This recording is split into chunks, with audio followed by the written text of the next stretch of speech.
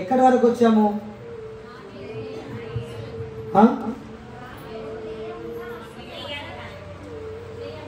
లేయ మీద ద్వేషణ కలిగింది. అవునా? లేయ మీద ద్వేషణ కలిగింది కాబట్టి దేవుడు లేయను దీవించి 4 పిల్లలను దేవుడు తనకు అనుగ్రహించాడు. అవునా? మరి తర్వాత ఏమేమి చదువుకుందాం. 30వ అధ్యాయం మొదటి కొన్ని వచ్చిన రాహేలు తాను యాకోబునకు పిల్లలు కనకపోవట చూచి తన అక్క యందు అసూయపడి యాకోబుతో నాకు గర్భఫలము నిమ్ము. గట్టిగా చప్పట్లు కొడదామా? చక్కగా వినండి, కొన్ని నిమిషాలు మాత్రమే దేవునికి వాక్యం చెప్తా. హల్లెలూయా. యాకోబుకు 2 భార్యలు. మొదటి భార్య పేరు లేయా, రెండో భార్య పేరు రాహేలు. అవునా? అయితే లేయను ద్వేషిస్తూ ఉన్న అపవాది లేయను వీళ్ళంతా ద్వేషిస్తూ ఉన్నారు. లేయను ద్వేషిస్తూ ఉంటే లేయ కోసం ఎవరు పట్టించుకోకుంటే లేయ ఏం చేసిందంటే దేవునికి ప్రార్థన చేసింది. అవునా? కాబట్టి ద్వేషించబడిన లేయ దీవించబడ్డది. ఆమేన్. ద్వేషించబడిన లేయ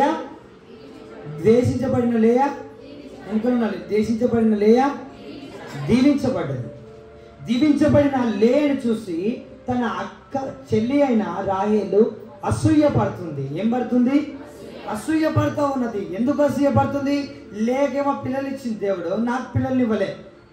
లేనేమో దేవుడు ఆశీర్వదించిండు, నన్ను ఆశీర్వదించలే. వెళ్ళి కోపంతో తన ఫ్రస్ట్రేషన్ ఎవరి మీద చూపించాలో తెలియక తన భర్త దగ్గరికి నాకు గర్భఫలం కావాలి. ఏం కావాలి? నాకు గర్భఫలం కావాలి. గర్భఫలము ఎవరిస్తారమ్మా? గర్భఫలము యెహోవా ఇచ్చు బహుమానము. గట్టిగా చప్పట్లు కొడతాము. హల్లెలూయా, హల్లెలూయా. నువ్వు ఏం చేసుకుంటావు నాకు తెలియదు. యాకోబు, మా అక్క దీవించబడ్డది, మా అక్కకు పిల్లల్ని ఇచ్చింది దేవుడు, నాకు పిల్లలను ఇవ్వలేడు. కాబట్టి నాకు ఖచ్చితంగా పిల్లలు కావాలి. నువ్వేం చేసుకున్నావు తెలియదు. గర్భఫలం నిమ్ము, నాకు గర్భఫలం ఇవ్వు అని అడిగినప్పుడు యాకోబు అన్నమాట, యాకోబు కోపము రాహేలు మీద రగులు కొనగా, యాకోబు యొక్క కోపము రాహేలు మీద రగులు కొనగా అతడు నేను నీకు గర్భఫలమును ఇయ్యకపోయినా దేవునికి ప్రతిగా నున్నానా నేను. గట్టిగా చప్పట్లు కొడదామా? హల్లెలూయా. ఏమంటాడు? నేనేమన్నా దేవుని మించున్నానా? ఈ గర్భఫలము దేవుడిచ్చేది. ఎవరిచ్చేది? యెహోవా ఇచ్చేది. గర్భఫలము యెహోవా ఇచ్చు బహుమానం. నీవు వచ్చి నన్ను అడిగితే నేనేం చేయాలి?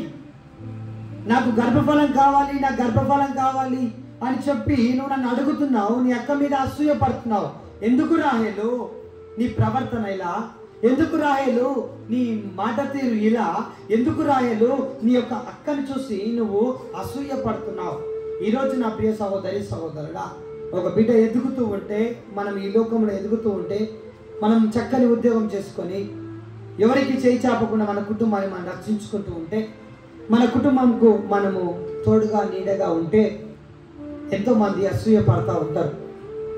నీ ఉద్యోగాన్ని బట్టి అసూయ పడతా ఉంటారు, నీ భర్తను బట్టి అసూయ పడతారు, నీ భార్యను బట్టి అసూయ పడతారు, నీ పిల్లలను బట్టి అసూయ పడతారు, నీ ధనమును బట్టి అసూయ పడతారు, నిన్ను ఆశీర్వదించిన విధమును బట్టి అసూయ పడతారు. హల్లెలూయా. ఈ లోకంలో ఎంతో మంది అసూయ పడుతూ ఉన్నారు. అసూయ పడే వారిని దేవుడు ఆశీర్వదించడు. ఆమేన్. ఇతరుల అభివృద్ధి కోరే వారిని దేవుడు ఆశీర్వదిస్తాడు. గట్టిగా చెప్పండి కొడదామా? హల్లెలూయా, హల్లెలూయా. అక్క మీద రాహేలుకు అసూయ అంటుంది, నాకు గర్భఫలం ఇవ్వని చెప్పి భర్తతో వెళ్ళి కొట్లాడుతుంది. భర్త అంటున్న మాట ఏంటంటే, ఏదికి నేను దేవుని మించున్నా? నేను దేవుని కాడి గొప్పవాడినా? లేకపోతే దేవునికి మారుగా నేను ఏమన్నా ఉన్నానా? రాహేలు నువ్వు ఎట్లాడుతావు నన్ను? నువ్వు ఎందుకు అడుగుతున్నావు ఇట్లా? గర్భఫలం ఎవరిస్తారు? దేవుడిస్తాడు. అలాంటిది నువ్వు దేవుని అడుగు.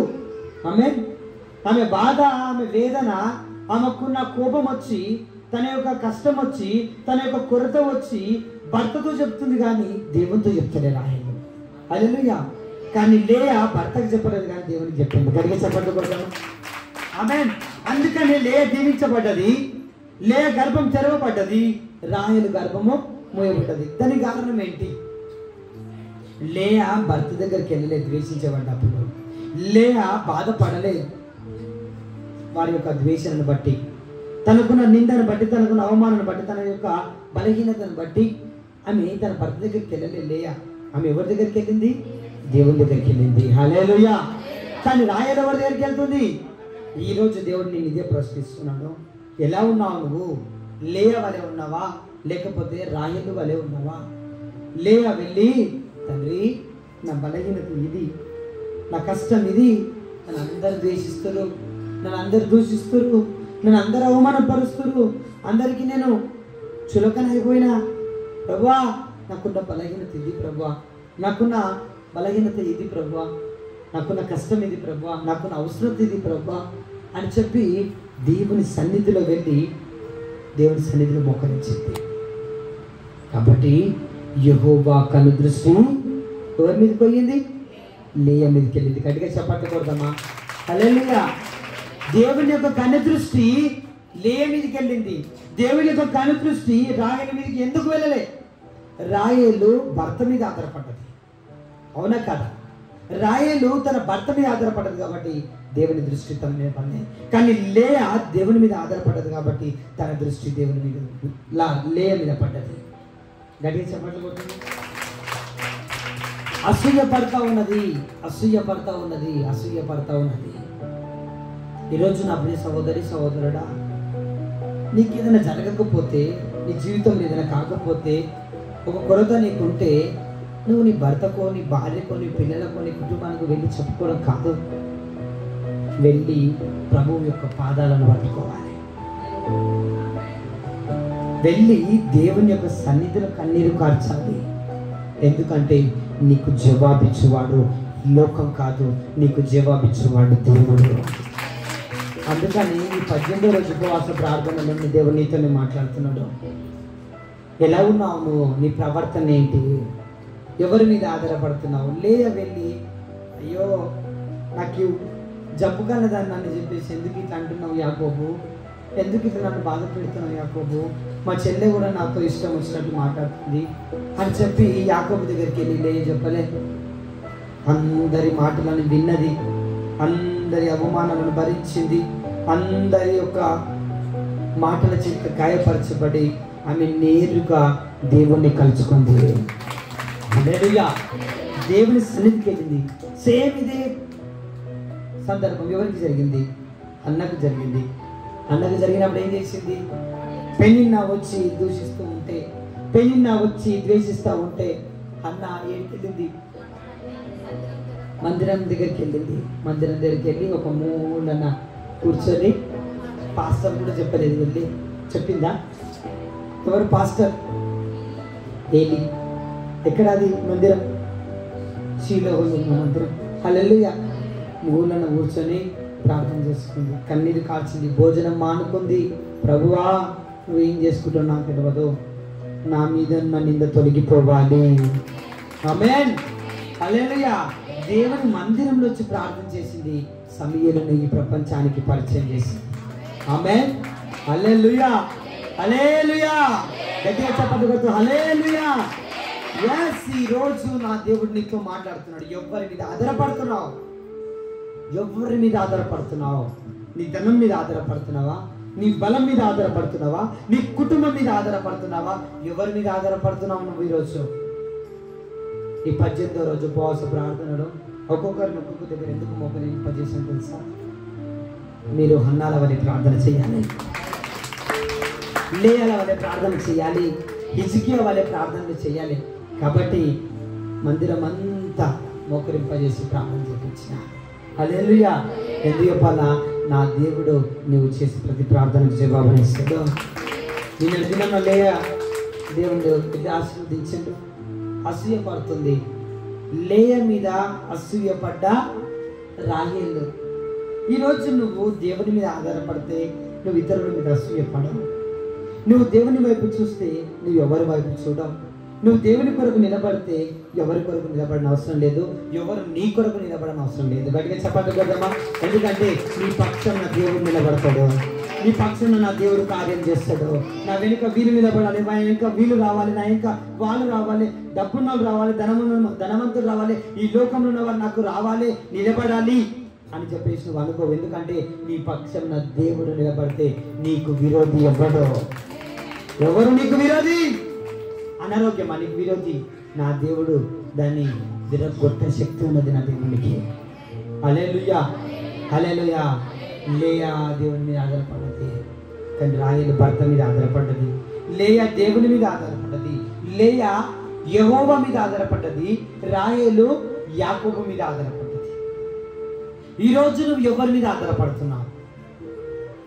ఎవరికి వెళ్ళి నీ కష్టాన్ని చెప్పుకుంటున్నావు? ఎవరికి వెళ్ళి నీ బాధని చెప్పుకుంటున్నావు? ఎవరికి చెప్పుకోకుండా నీ దేవునికి చెప్పుకో. ఆమేన్. ఎంతమంది చెప్పు? వాళ్ళకి చెప్తే నీకేమన్నా సహాయం చేస్తారా? అందుతుందా నీకు సహాయం? అందతో నువ్వు పొందుకోలేవు. హల్లెలూయా. నా దేవుడు మాట్లాడుతున్న మాట ఈరోజు నీ కుటుంబంలో గొప్ప కార్యం జరగాలంటే, ఈరోజు నీ యొక్క వ్యక్తిగత జీవితంలో గొప్ప కార్యం జరగాలి అంటే నీవు లేయా వలె దేవుని మీద ఆధారపడాలి. లేయా యెహోవా మీద ఆధారపడ్డది. రాహేలు యాకోబు మీద ఆధారపడ్డది. యాకోబు ఏమంటుండు? నేనేమన్నా అదే ఏమంటుండు? నేను దేవుణ్ణా? ఈరోజు కూడా ఎవరికైనా వెళ్ళి బాధ చెప్పినావో, నేను ఎక్కడికి చేయాలి? నా దగ్గర ఎక్కడివి? నేనెందుకు రావాలి? నేను రాలేను అని క్లియర్గా మనుషులు చేతెత్తేస్తారు. మీ జీవితాలు ఎత్తేసారో ఎత్తేయలేరు నాకు తెలియదు, కానీ నా జీవితంలో అనేకులు ఎత్తేస్తారు. ఏమైనా చేసుకో అన్నారు. ఎవరో నా పక్షంలో నిలబడాలనుకోలే. నా ధైర్యం ఏంటంటే నా పక్షంలో నా దేవుడు నిలబడ్డా. నా పక్షంలో నా దేవుడు నిలబడితే నేను ఎవరి మీద ఆధారపడాలి? ఎవరు వచ్చి నాకు నిలబడాలి? ఎవ్వరు నిలబడిన అవసరం లేదు. ప్రభా నువ్వు నా కొరకు నిలబడతావు. ఎందుకు నిలబడతావు అంటే నేను నీ సేవ చేస్తున్నాను కాబట్టి. గట్టిగా చెప్పండి కదమ్మా. నేను నీకు ప్రార్థన చేస్తున్నాను కాబట్టి. లేదా వాళ్ళ నీ యొక్కకు వచ్చి నేను కన్నీరు కార్చను, కానీ ఏ మనుషుల దగ్గరికి వెళ్ళి నేను కన్నీరు కార్చను. నా బాధ ఉన్నా, నా కష్టం ఉన్నా, నా అప్పు, నా అనారోగ్యం ఉన్నా నేను నీకొచ్చి చెప్పుకుంటా, కానీ నేను ఎవరికి చెప్పుకోను. ఎందుకంటే ఎవ్వరు నా బాధను తీర్చలేరు. నా బాధను తీర్చువాడు నా నమ్మదగిన దేవుడు. హల్లెలూయా. ఈరోజు నువ్వు దేవుని మీదనే ఆధారపడాలి. ఎంతమందితో మాట్లాడినా, ఎంతమందిని నువ్వు వెళ్ళి నీ యొక్క బాధను చెప్పుకున్నా నీకు సముదాయిస్తారు తప్ప, ఆ మట్టుకు నీకు ఆదరణ ఇస్తారు తప్ప ఎవ్వరు కూడా నీకు సమాధానం ఇవ్వరు. నీకు సమాధానం ఇచ్చేవాడు ప్రేమ కలిగిన దేవుడు. రాహేలు వెళ్ళి యాకోబుతో అంటుంది. ఇక్కడ బైబిల్ ఏమనుందమ్మా? 30 వర్షం మన చదువు. 30 అధ్యాయంలో ఒకటే మాట. రాహేలు అందుకామె యాకోబు కోపము రాహేలు మీద రగులుకొనగా, మొదటి వచనం, రాహేలు తాను యాకోబునకు పిల్లలు కనకపోవట చూచి తన అక్క యందు అసూయపడి యాకోబుతో నాకు గర్భఫలము నిమ్ము. అంత మీరు చదువు. మరి రాహేలు తాను యాకోబునకు పిల్లలు కనకపోవట చూచి తన అక్క యందు అసూయపడ్డదంట. ఆమె దీవించబడ్డది ఎట్లా? నేను దీవించబడ్డది ఎట్లా? ఆమె ఆశీర్వదించబడ్డది ఎట్లా? నేను ఆశీర్వదించబడ్డది ఎట్లా? ఆమెతో ఉన్న దేవుడు నీతో లేడా? ఆమెను ఆశీర్వదించిన దేవుడు నిన్ను ఆశీర్వదించిందా? ఒకరు ఎదుగుతూ ఉంటే నువ్వు ఎందుకు ఒరవలేకపోతున్నావు? ఒకరు ఉన్నతమైన స్థాయికి చేరుతూ ఉంటే ఎందుకు నువ్వు అసహ్యపడుతున్నావు? అటువంటి ఆలోచనలు ఏ ఒక్కరికి కూడా రావద్దు. రైజింగ్ రివైవల్ మినిస్ట్రీస్లో నా ప్రియ సోదరుడా, మన సంఘంలో మన తోటి వారు ఎదుగుతూ ఉంటే వారు ఇంకా ఎదగాలని ప్రార్థన చేయాలి. అప్పుడు దేవుడు నిన్ను ఎదిగింపజేస్తాడు. నిజమా కాదా? ఇతరులను బాగు కోరితే దేవుడు నీ బాగా కోరుతాడు. నువ్వు ఇతరుల నాశనం కోరితే దేవుడు నిన్ను. ఆమె అందుకు ఒక ఉపమానం చెప్తాను మీకు. ఒకనొక సందర్భంలో ఆకాశంలో పక్షులు ఎగురుతూ ఉన్నాయంట. ఏమి ఎగురుతున్నాయి? పక్షులు. ఏం పక్షులు? 2 పక్షులు, పక్షి రాజులు. హల్లెలూయా. ఈగిల్స్. ఏంటి? ఎంతమంది వచ్చారు? గద్దలని. 2 గద్దలు ఎగురుతూ ఉంటే ఒక పక్షిరాజు అంట చాలా పైకి ఎగురుతూ ఉన్నట్ట. ఇంకొక పక్షిరాజు ఎగరలేకపోతుందంట దాని అంత స్థాయికి. దాన్ని అందుకోలేకపోతుంది. ఇది దాన్ని అందుకోవడానికి పోతుంటే మొదటి పక్షి ఇంకా మీదకి ఎగురుతుంది. ఈ 2వ పక్షి ఇంకా అందుకోవడానికి పోతుంది, ఇంకా మీదకి ఎగురుతుంది. పై పైకి ఎగిరిపోతూనే ఉన్నది. చివరికి ఈ 2వ పక్షి అలసిపోయింది. అలిసిపోయి ఇంకా నేను దాన్ని అందుకోలేను, అది నాకంటే బాగా ఎంత ఎదుగుతున్నా చూడు, ఎంత మీదికి ఎగిరిపోతుంది చూడు అని చెప్పి ఈ రెండో పక్షి అసూయపడి ఏం చేయాలని చూస్తూ ఉండి భూమి మీద చూస్తూ ఉంటే ఒక వేటగాడు తన దగ్గర విల్లును పట్టుకొని రెడీగా ఉన్నాడు. ఏది దొరికితే ఏ పక్షి కొట్టాలని చెప్పి సిద్ధంగా ఉన్నాడు అన్నమాట. కింద ఉన్నాడు. అది దీన్ని ఏదేమైనా సరే ఇది ఇంత ఎత్తుకు ఎదగడం నాకు ఇష్టం లేదు అని చెప్పి ఈ రెండో పక్షిలో అసూయ కలిగింది. ఏం కలిగింది? ఈ రాహేలుకు యాకోబు మీద అసూయ కలిగినట్లు సేమ్ అదే విధంగా ఈ రెండో పక్షికి మొదటి పక్షి మీద పడ్డది. ఇమీడియట్గా ఆ రెండో పక్షి భూమి మీదకి వచ్చి ఆ వేటగాని దగ్గరికి పోయింది. ఎవరి దగ్గరికి? వేటగాని దగ్గరికి పోయి అది చూడు ఎంత మీదకి ఎక్కుతుంది, కొట్టు విల్లులు ఉంటాయి. ఈ విల్లులు కొడతా ఉంటాడు కానీ నన్ను తాకు, విల్లులు కొడతా ఉంటాడు తాకు, విల్లులన్నీ అయిపోతాయి. ఎవరి దగ్గర? ఈ వేటగాని దగ్గర, వేటాడటం దగ్గర. పక్షులను వేటాడతారు కదా, మన దగ్గర అయిపోయినాయి. అయ్యో విల్లులు అయిపోయినాయి చెప్పి వేటగాడు కుయుక్తితో అయ్యో విల్లులు అయిపోయినాయి కదా అంటే ఈ గారు విల్లులు అయిపోతుంది, నా ఈకలు ఉన్నాయని చెప్పేసి వీకిందంట. హల్లెలూయా. ఒక ఈకను మీకు ఇచ్చిందంట, ఈకనిలో కొడుతుందంట. అంతే. ఇంకొక ఈకను మీకు ఇచ్చిండు, కొడుతుంది. ఇంకొక ఈకను ఒక్క దాకా ఇంకా మీకు ఎగిరిపోతుంది. చివరికి ఈ రెండో పక్షి ఈకలన్నీ పోయినాయి. హల్లెలూయా. అప్పుడు వేటగాడు చూస్తుంటాను, దీనికి ఒక్కటి కూడా తాకలేదు, ఇది కొంపదీసి నా పని చేస్తాడా? అదేమో అందకపోయా, ఏమని చేసి నేను ఇక్కడ నుంచి ఎగిరిపోవాలని చెప్పేసి వేటగాడు ఇక్కడ మగంగానే రెక్కలు అంటే ఎగురుతుందా?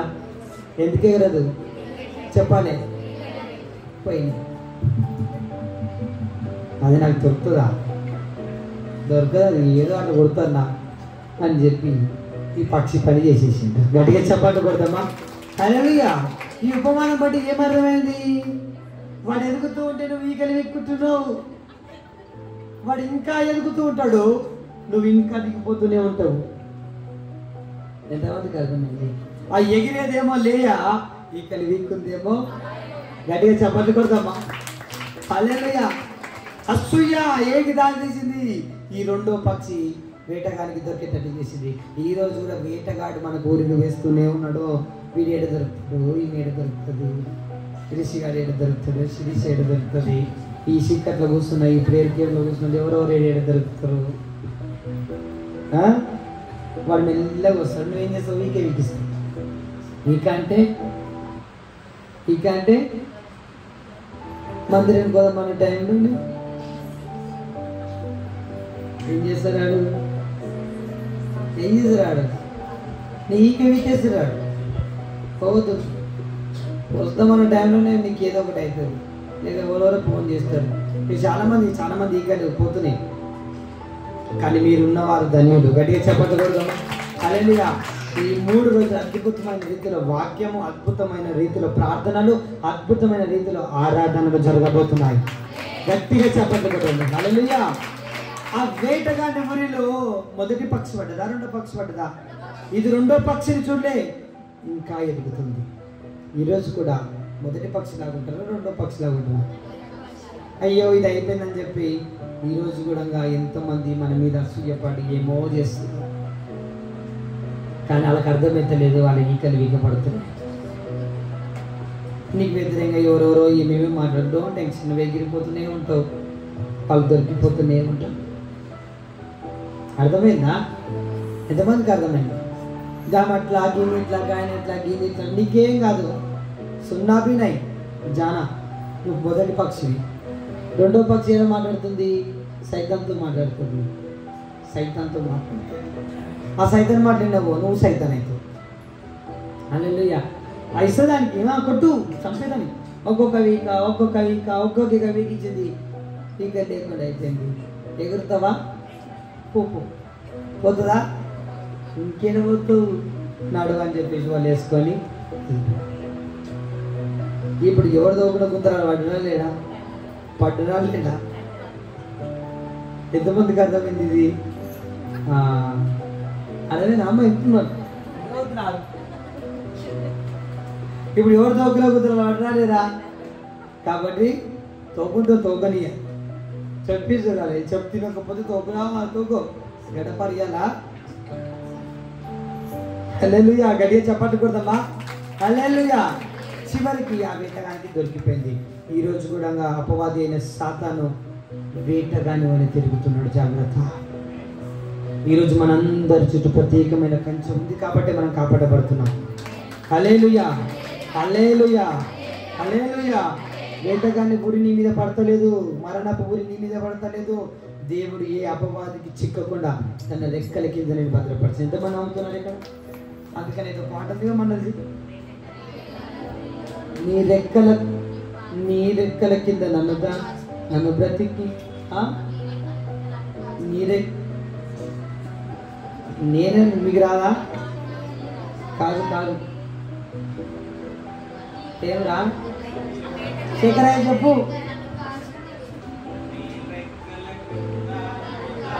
ఏముంది నాలో నా యేసయ్యా, మంచేమి కానరాదయ్యా,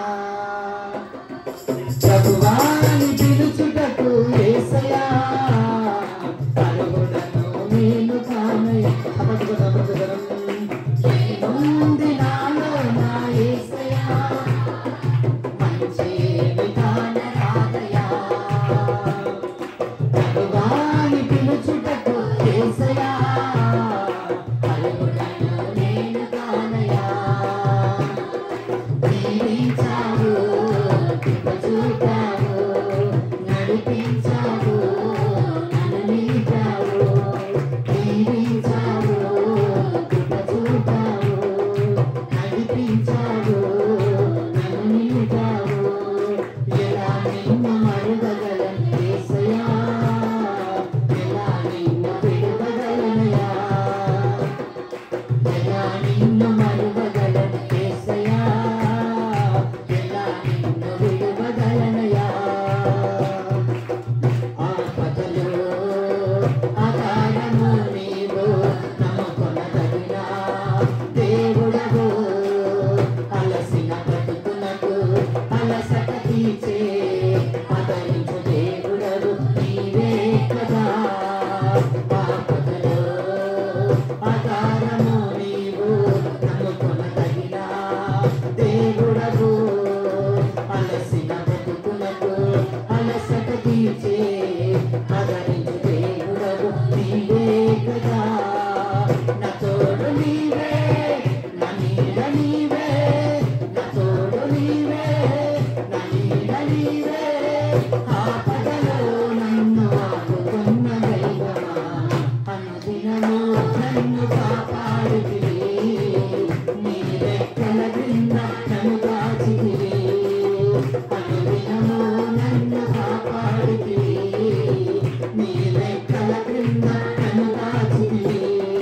ఎలా నిన్ను మరువగలను యేసయ్యా, ఎలా నిన్ను విడువగలనయ్యా. ఎలా నిన్ను మరువగలను యేసయ్యా, ఎలా నిన్ను విడువగలనయ్యా. నీవున్నప్పుడు అందరూ నిలిచెను, ఏమీ లేనప్పుడు ఎవరు లేరుగా. అందరూ నా వారని నేననుకుంటిని, చివరికి ఒంటరినని తెలుసుకుంటిని. నీవున్నప్పుడు అందరూ నిలిచెను, ఏమీ లేనప్పుడు ఎవరు లేరుగా. అందరూ నా వారని నేననుకుంటిని, చివరికి ఒంటరినని తెలుసుకుంటిని. నా తోడు నీవే, నా నీడ నీవే, నా తోడు నీవే, నా నీడ నీవే. ఆపదలో నన్ను ఆదుకున్న